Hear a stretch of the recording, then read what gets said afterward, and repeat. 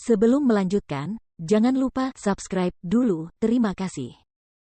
Bab 414, aku memiliki perjanjian untuk ditawarkan. Mukiki melihat apa yang terjadi pada ketiganya dan bagaimana mereka dicemooh oleh seluruh universitas. Mungkin itulah yang dimaksud Huan-Huan dengan membalas dendam untuknya. Meski begitu, Mukiki tidak membuang waktu pada mereka karena sudah ada perkembangan dalam kasus keluarga yang dibunuh itu. Meski kelima orang tersebut tampaknya berasal dari satu keluarga, tes DNA menunjukkan bahwa mereka sebenarnya berasal dari 5 keluarga. Namun, polisi belum menerima laporan tentang orang hilang di dekat lokasi penemuan jasad mereka, yang membuat kasus ini semakin membingungkan. Itulah sebabnya ketiganya bisa saling menggigit tanpa peduli dengan Mukiki, dan dia bahkan tidak perlu menggerakkan satu jari pun. Bagaimanapun, sementara semua orang membela Feng Shanshan, dia tidak tergerak ketika teman-temannya berada dalam masalah. Dia datang ke kelas seperti biasa, meskipun antek-anteknya tampaknya telah berubah kali ini. Walaupun Feng Shanshan tidak terlibat dalam insiden postingan yang mempermalukan itu dan tidak secara langsung berkonflik dengan Mukiki, Mukiki telah mengembangkan rasa kehati-hatian yang misterius terhadapnya. Meskipun demikian, dengan terungkapnya kebenaran sekarang dan universitas telah memberikan hukuman yang sesuai, tampaknya insiden itu akan berjalan dengan damai. Namun, beberapa hari kemudian, dosen Mukiki tiba-tiba memberitahu kelas bahwa dia hamil dan akan mengundurkan diri untuk tinggal di rumah dan meringankan kehamilannya. Meski begitu, Mukiki merasa bahwa itu terlalu tiba-tiba dan tidak dapat menahan diri untuk tidak menghubungkannya dengan kejadian tersebut. Merasa semuanya aneh, Mukiki bertanya kepada Seng Xiao ketika dia sampai di rumah, "Xiao Xiao, tentang dosenku, apakah dia? Itu keputusannya sendiri yang diambil karena rasa bersalahnya sendiri." Seng Xiao menjawab, "Dia mungkin takut setelah mendengar apa yang dikatakan kepala sekolah." "Kamu pernah ke kampusku?" "Tidak." Seng Xiao menjawab tanpa mendongak. "Kalau begitu Suce sudah melakukannya, kalau tidak, masalah dengan kelompok Huan-Huan tidak akan terselesaikan dengan lancar," kata Mukiki sambil menghubungkan titik-titiknya. Seng Xiao tidak pernah menyembunyikan betapa baiknya dia terhadap Mukiki, sama seperti tidak perlu menyembunyikan masalah itu dari anak kecilnya.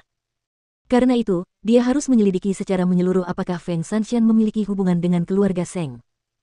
Dosen baru itu tiba keesokan harinya, sedangkan ketiga gadis yang sebelumnya mengganggu Mukiki telah pindah fakultas, mungkin menganggap apa yang telah mereka lakukan terlalu memalukan. Bagaimanapun, fokus utama Mukiki sekarang adalah 5 mayat tanpa kepala. Siapakah mereka? Dendam apa yang dipendam pembunuh mereka terhadap mereka? Yang paling penting, seberapa jauhkah pikiran si pembunuh hingga mereka tega membunuh 5 orang dan menyatukan mereka seperti mereka adalah sebuah keluarga. Setelah kelas, Mukiki bergegas meninggalkan kampus tetapi dihentikan oleh Feng Shanshan, yang dengan lembut mengancam ke telinganya, "Aku akan membalas dendam untuk teman-temanku." "Bagaimana? Tolong beritahu." "Kau akan segera tahu." Setelah mengucapkan kata-kata itu, Feng Shanshan pergi, melewati bahu Mukiki. Namun, Mukiki tidak mempermasalahkannya. Meskipun Feng Shanshan selalu ingin menjadi nomor satu dalam segala hal, dia terlalu sombong dan hanya akan melihat orang lain berjuang untuknya, sementara dia tetap bersikap sombong dan bermartabat, tidak pernah repot-repot mengambil tindakan sendiri. Itu adalah perbandingan yang bukan pertanda baik bagi Mukiki. Lagi pula, Mukiki tidak memiliki banyak koneksi di sekolah. Bukankah dia akan dipermainkan sampai mati jika dia berselisih dengan orang seperti dia? Lagi pula, dia tidak punya apa-apa selain Seng Xiao. Pernikahan Gu Ziling dan Seng Kei akan segera berlangsung. Meskipun seluruh keluarga Seng sangat sibuk, kedua orang yang dimaksud bahkan tidak saling memandang, dan tidak berniat untuk pergi bersama-sama mencari kamar baru atau memesan kostum pernikahan, karena mereka telah melakukan semuanya secara terpisah. Kakak ketiga tidak dapat menahan diri untuk tidak mendesah ketika melihat itu. "Kalian berdua tampak seperti pasangan yang hidup terpisah bahkan sebelum menikah. Mengapa kalian malah menikah?" "Kakak kedelapan tidak menginginkan ini, jadi semuanya menjadi tanggung jawabku." Seng Kei menjawab kakaknya sendiri. "Kau bisa menolak seperti yang dilakukan oleh kakak ke-8. Dan membuat kamarku terbakar." Seng Kei menyeringai. "Sebenarnya tidak seburuk itu. Setidaknya Gu Ziling cantik dan aku bisa melakukan sesuatu darinya." Kakak ketiga menggelengkan kepalanya, merasa amat sedih. Itulah sebabnya dia sangat ingin minum dengan Seng Xiao. "Jika kau benar-benar tidak bisa mengubah keadaan, setidaknya kau bisa mencoba untuk mendapatkan kembali perhatian Gu Ziling." Seng Kei menggelengkan kepalanya. Dia tidak mengetahui isi hati Gu Ziling sebelumnya karena mereka tidak pernah berinteraksi secara luas sebelumnya, tetapi sekarang setelah dia mengetahuinya, yang bisa dia lakukan hanyalah menikahinya dan menjaganya seperti vas bunga. Atau apa? Mungkinkah hatinya benar-benar terhubung dengan hatinya? Gu Ziling mengerti bahwa Seng Kei juga tidak ingin menikah, itulah sebabnya dia menemuinya untuk berdiskusi seminggu sebelum pernikahan mereka. "Saya mengerti bahwa kamu tidak ingin bersamaku dan bahwa pernikahan kita benar-benar terlalu dipaksakan. Itulah sebabnya saya bermaksud menawarkanmu sebuah kesepakatan. Apa yang kamu tawarkan? Karena kakekmu pasti ingin aku menjadi bagian dari keluargamu dengan satu atau lain cara, hanya agar keluarga kita bisa bersatu dan punya anak dalam proses itu. Itulah sebabnya kita akan segera punya anak setelah menikah, dan bercerai secara damai saat anak itu berusia 1 tahun. Anak itu akan tinggal bersama keluargamu dan kamu bisa mencari ibu, jadi kamu tidak perlu merasa kesal melihatku seumur hidupmu. Seng Kai membaca isi perjanjian mereka tetapi tidak mengatakan apapun, meskipun jelas bahwa dia sedang berpikir serius. Saya tidak butuh jawaban sekarang. Saya bisa memberi Anda waktu untuk mempertimbangkannya.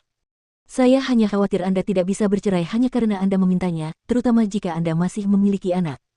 Itulah kekhawatiran Seng Kai, tapi tentu saja aku akan punya caraku sendiri untuk bebas saat waktunya tiba.